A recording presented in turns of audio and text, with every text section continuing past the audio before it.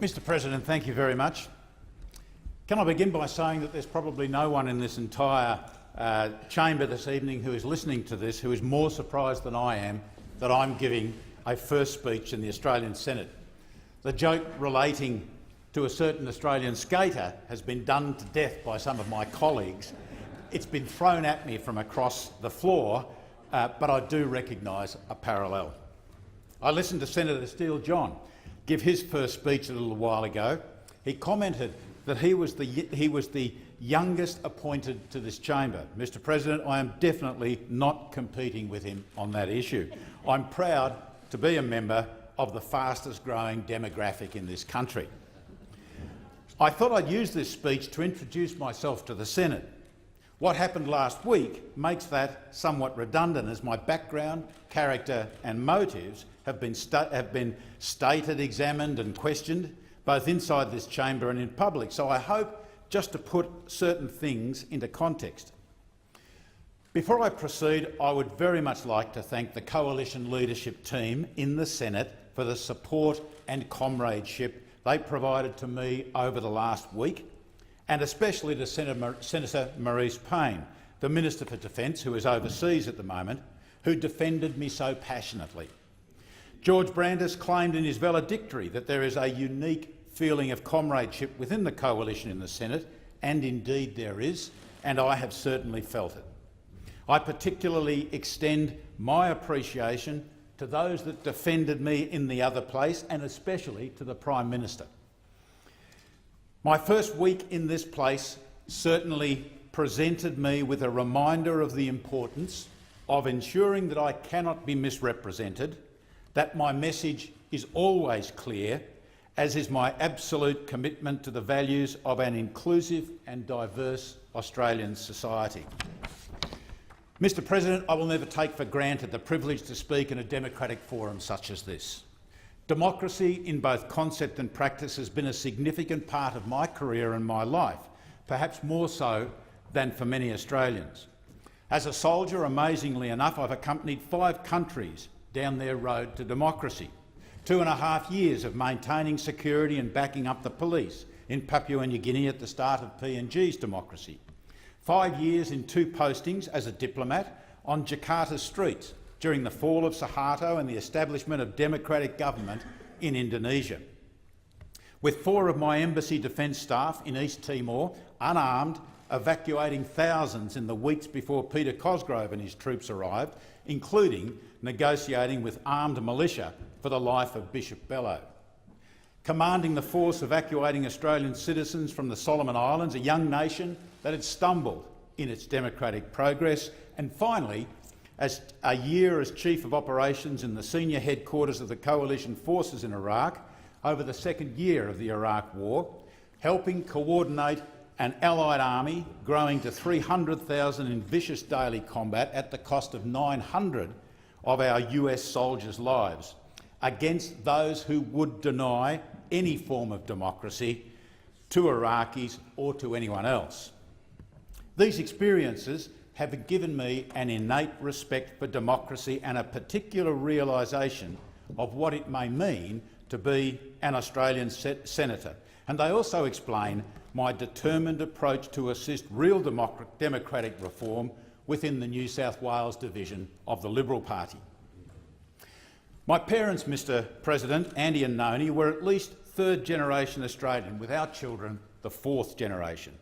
Working-class Australians, they gained a middle-class lifestyle after World War II via hard work and a realisation, especially on my mother's part, that education for their 6 children was the way to success in life.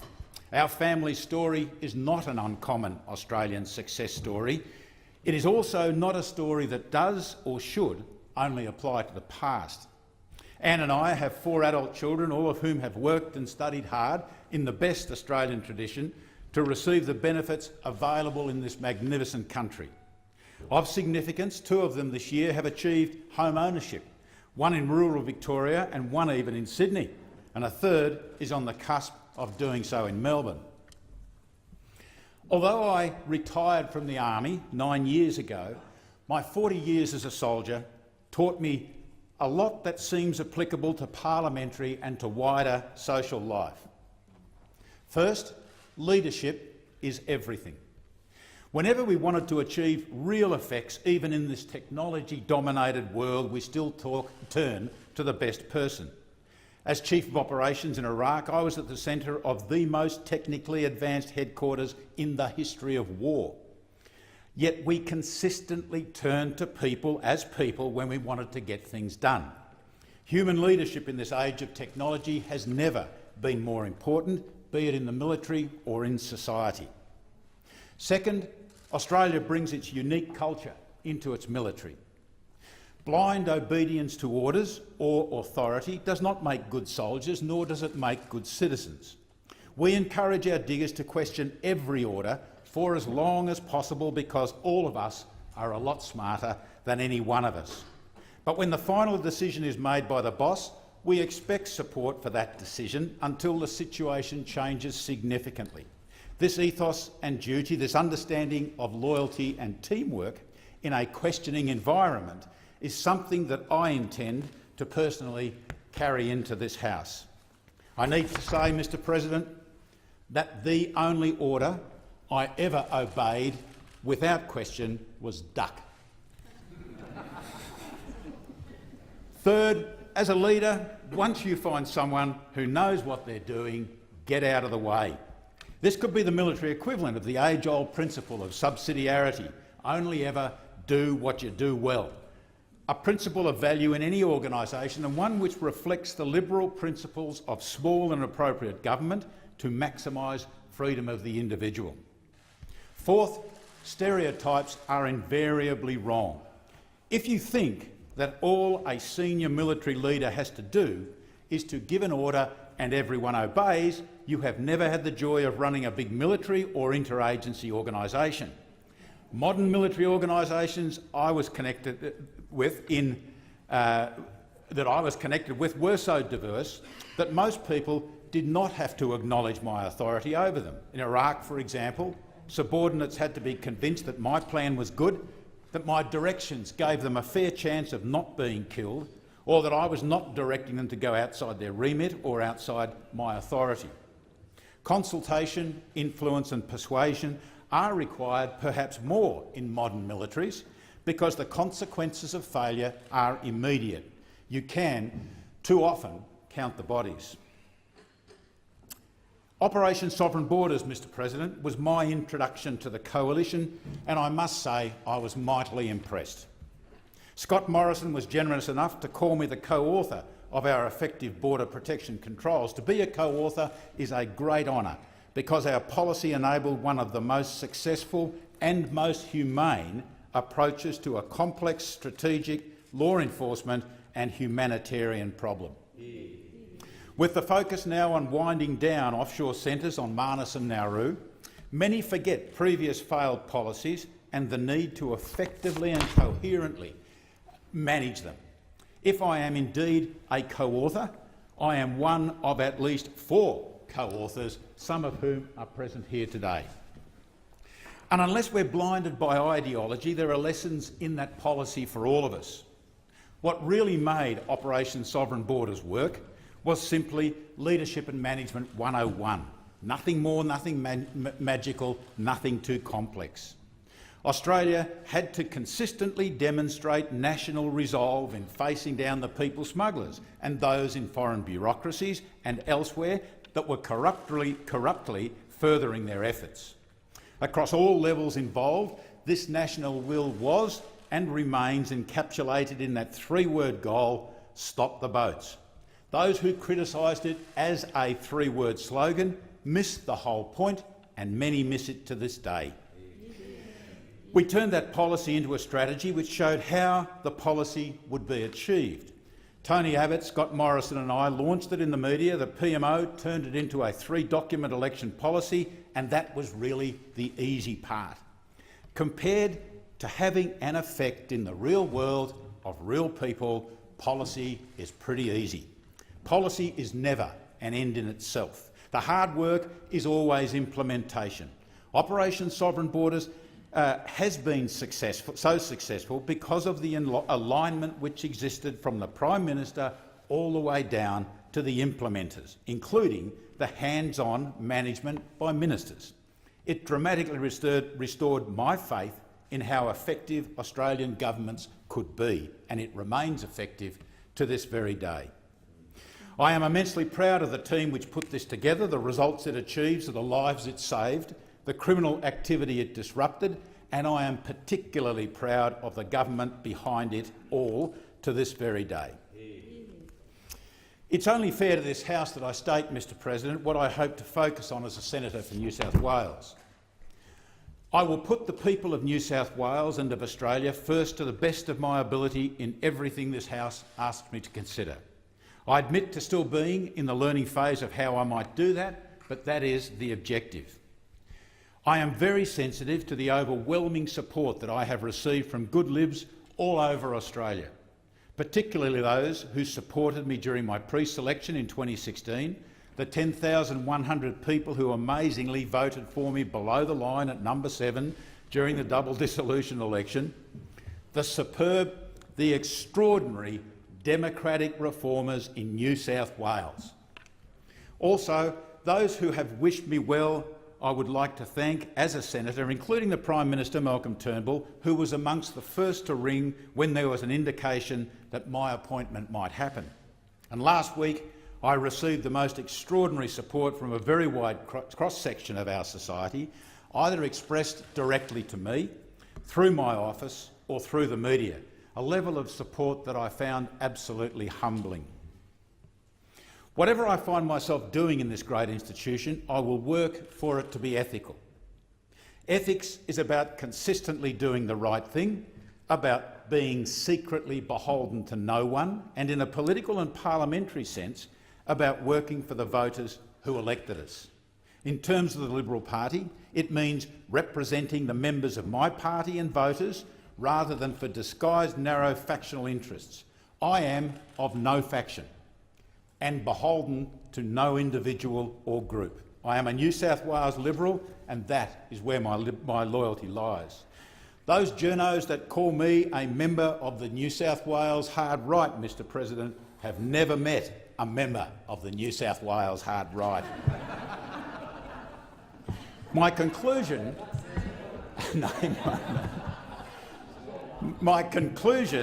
is that the behaviour of such factions, left, centre or right, is rarely in the interests of the party, its members or those who might consider voting for a right of centre party. I proudly stand beside Walter Villatora, Tony Abbott, Angus Taylor and many other New South Wales Libs, while still recognising, Mr President, the sterling qualities of those who opposed us. Mr President, given my career expertise, defence and wider national security are of course big issues for me. I always and publicly acknowledge that the 2016 Defence White Paper, particularly the accompanying funding, industry and technology links, the resultant force structure and most recently the defence export policy, is the best that Australia has had since the first Defence White Paper back in 1976, and this is to the great credit of our coalition Prime Ministers and defence industry ministers. I also think that the Australian Defence Force itself is better than I have seen it since the end of the Vietnam War. That's a coalition achievement of the Howard, Abbott and Turnbull governments and of defence leaders, and one achieved despite the extraordinary neglect of the Rudd-Gillard-Rudd period. But I look around the world, Mr President, at the impact of Russia, Iran, China, North Korea and Islamist extremism, what the Americans call 4 nations and an ideology, on the liberal world order and particularly on strategic uncertainty and growing instability in our region. I look at the relative decline of US military power from 16 years of war, 8 years of President Obama and 7 years of crippling sequestration.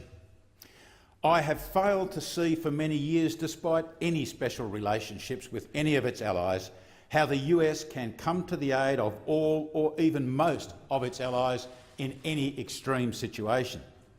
The US government and military now acknowledge this in their desire to refinance their military. Many US allies from the Baltic around the world to the Sea of Japan seem to have retreated into complacent dependency based on the myth of infinite US power and resolve as a reason for underinvesting in their own defence self-reliance, and this affects all of us. The centre pole of Australia's defence policy tent, the US, may no longer stand as straight or as tall as we hoped. My view is that we need to increase our self-reliance to manage strategic uncertainty through increased readiness, preparedness and all-round adaptability. Once before, in the decades up to 1941, Australia blindly put its security in the hands of an old friend, with a resulting situation that almost did not end well for us. As the Foreign Affairs White Paper pointed out, an ascendant power, China, is challenging a status quo power, the US, in our region. War with China or involving China is not inevitable, and I've said this many, many times. We should welcome China's emergence as a world power, if for no other reason than it has lifted hundreds of millions of people out of poverty. But we, Australia, should welcome China from a position of strength.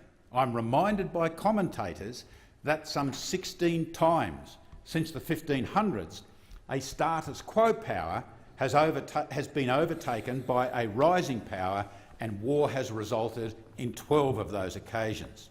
12 of 16 is not good odds and requires prudent policy. I have no expectations, Mr President, that governments immediately spend $1 more on defence. But for years I've advocated that we must be more open about the strategic risks that are being taken in the name of the Australian people. We should all know how much defence we get for what we spend, but we should also know how much risk we take for the money we do not spend.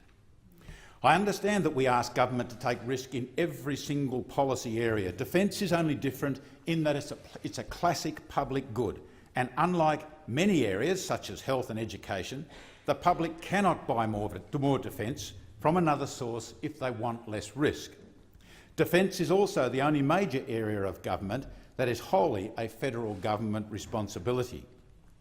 But as I've written as early as 2012, defence policies of all parties in all governments for decades have merely been a list of inputs to defence, that is, ships, planes, tanks, people and dollars, whereas the most important part of any defence policy is the output, how Australia is going to deter the next war by being able to win it. Of course, this requires governments to state what they consider the next war is going to be, and so define an output-oriented defence policy. I reject the views of commentators and academics that it's too hard to determine this output. Such a specification of the next war can be done in a generic sense, and it must be done, or the necessary logic in our defence policy is totally absent. The US and the UK did it for years in terms of the kind of wars they could win, and only abandoned it when it became politically too sensitive because of the self-induced defence shortfalls we see in those nations today. And I totally reject that there is a security issue in telling the Australian public and the world how we, the government, intend to win the next war in a generic sense. The world needs to know this because that is the essence of deterrence. And we all need to know it because how else can the government know if it is succeeding in defence? Or more importantly, how can the voters ever judge how well a government is meeting its defence responsibility?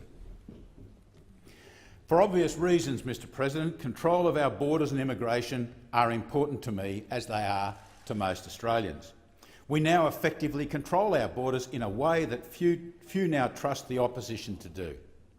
However, I am concerned that the level of legal migration, now that we control our borders, is in excess of the capacity of our cities to absorb, both culturally or in terms of infrastructure. We are approaching limits on this, if we have not already exceeded them. I don't have the answers, but I certainly have the concerns.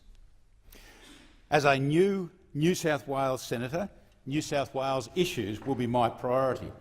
The first person that I called once I was confirmed was the Premier of New South Wales, the leader of the best state government in this country.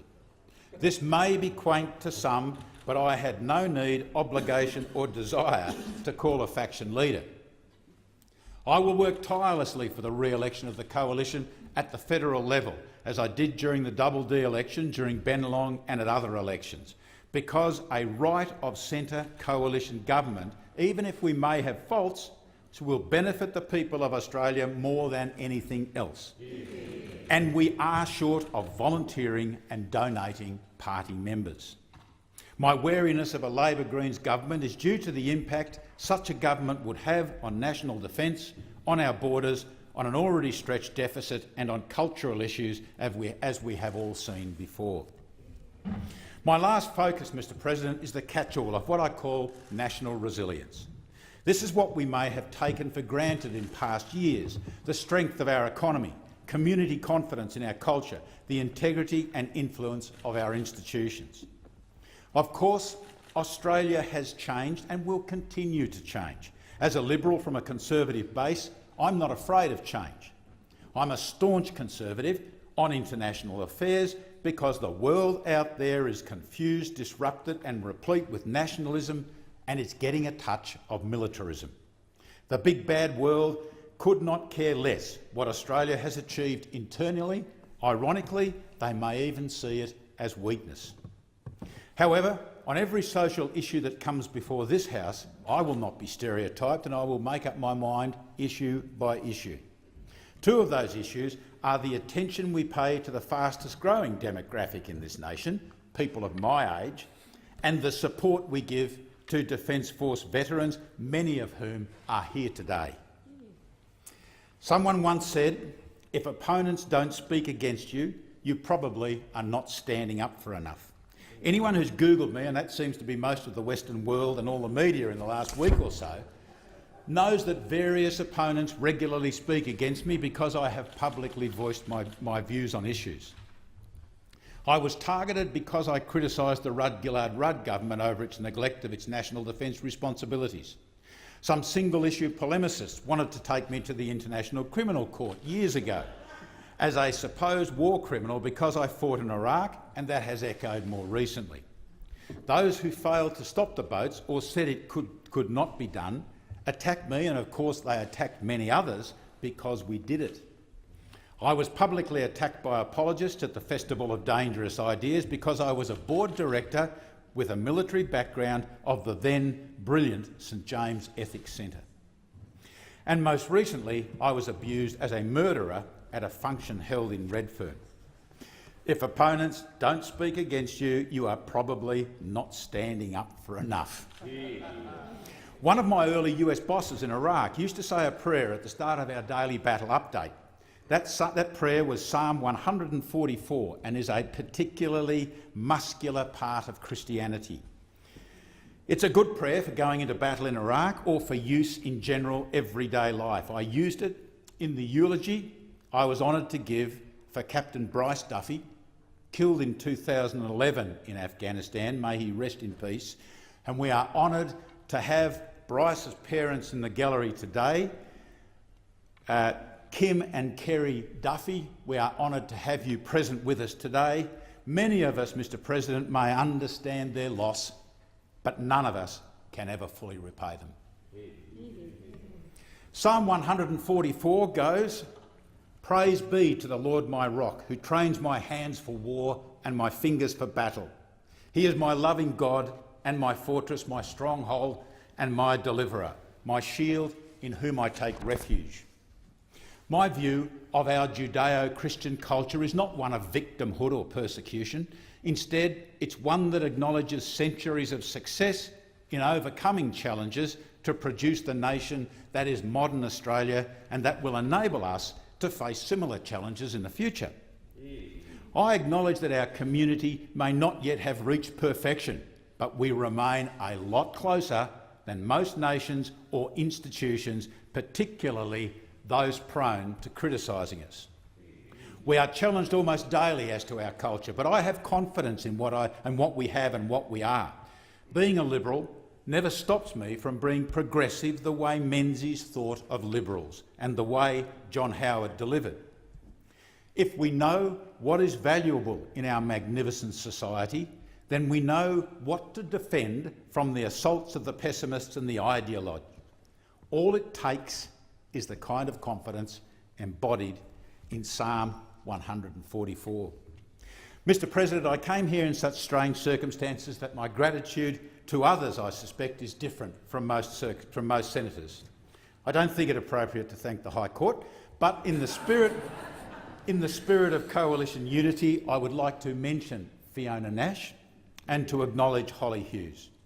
We are indeed in strange times. Some of my family, close and extended, are in the gallery, and of course I thank them, and they know my gratitude to them. My wife Anne is there, as are two of our adult children, Erin and Felicity, with our other children, Michael and Sarah, unable to be with us. I mention many of the national leaders that I've had contact with over the years: John Howard, Tony Abbott, Scott Morrison, Peter Dutton, Angus Taylor, Connie Fierravanti-Wells, and especially Stuart Robert, who has been a particular friend. Plus, of course, the two senators who escorted me into the Senate last week, Linda Reynolds and David Fawcett. I note, Mr. President, my deep respect for one in particular, Scott Morrison. Because I've worked so closely with him, I recognise his particular leadership and competence. As Treasurer, he must now look back on the border protection era as halcyon days. But of course, we are not short of outstanding parliamentarians in the Liberal Party. I owe much to the stimulation I've received over the years from Peter Jennings, Stephen Loosley, Simon Longstaff, Alan Beam, and for special reasons I would like to thank one comrade who often made me look good, and that's Ken Brownrigg. I have no election staff or campaign director to thank, but the closest is Scott Briggs, who advised me years ago to have a go. Let me finish with reference to the most important determinant of what I am, the Australian military. If I had a military mentor over the years, it is retired Lieutenant General Des Muller, who launched the book that I wrote back in 2008, and I thank him for 25 years of wise counsel. Des was and is a brilliant blend of Sparta and Athens. My boss in Iraq was US General George Casey, who commanded the war in Iraq for 3 long years while I ran it for him for only the first of those years. Too many to name are the Australian soldiers of all ranks who worked for me, or with me, or above me over 40 years, because I learnt so much from them while pretending to know much more than I ever actually did. Many of them have contacted me in the past week to express their support for me when the place of men and women in uniform in our society was challenged. Napoleon said that if you want to learn a nation's interests, go to the graves of its soldiers. Many Australian dead have been brought back to Australia, but many still lie close to where they fell. Australia's interests lie across the face of this earth. We are an international nation with worldwide interests. I've visited many battlefields and played cameo parts on some. What strikes me is the consistent performance of Australian soldiers, sailors and airmen over more than 100 years and around the world. Today's soldiers are as good, if not better, than any we have sent overseas, and much of that is due to our Australian culture and the leadership, training and equipment that accompanies them. To me, they represent everything that is good about Australia because they are Australia. Mr. President, I dedicate my efforts in this House to them. Thank you.